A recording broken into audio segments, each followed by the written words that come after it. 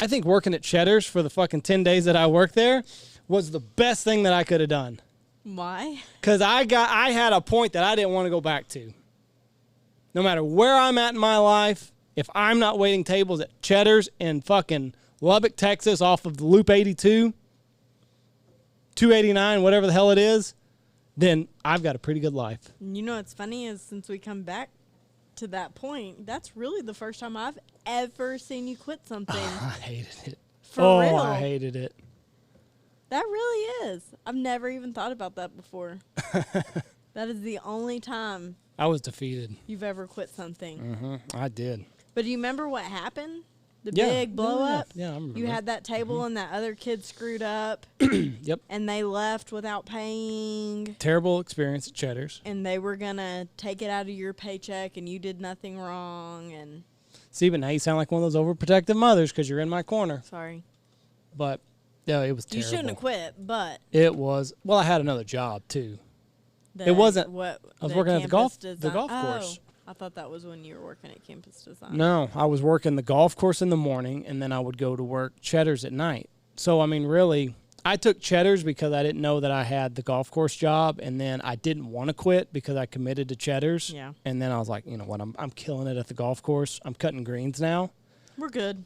We're good. We're good. I'm working. I got a good schedule. I go in early in the morning, and I'm off to screw off in the afternoon. Cheddar's was terrible. But it was a good experience for me because, like I said, I had something to run away from.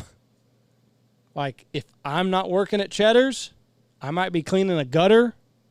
I might be cleaning a shit house, but I'm not working at Cheddar's. They can keep their fucking croissants. They're delicious, but fuck them. And then we weren't allowed to eat there forever. We couldn't eat at the Cheddar's Lubbock in Lubbock. one.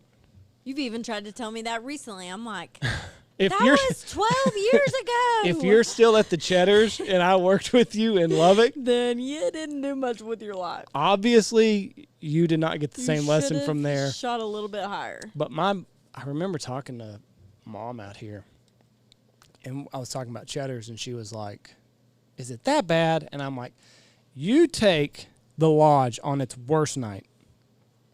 And this was back in the day when there would be big blow-ups out here. You don't see that much anymore.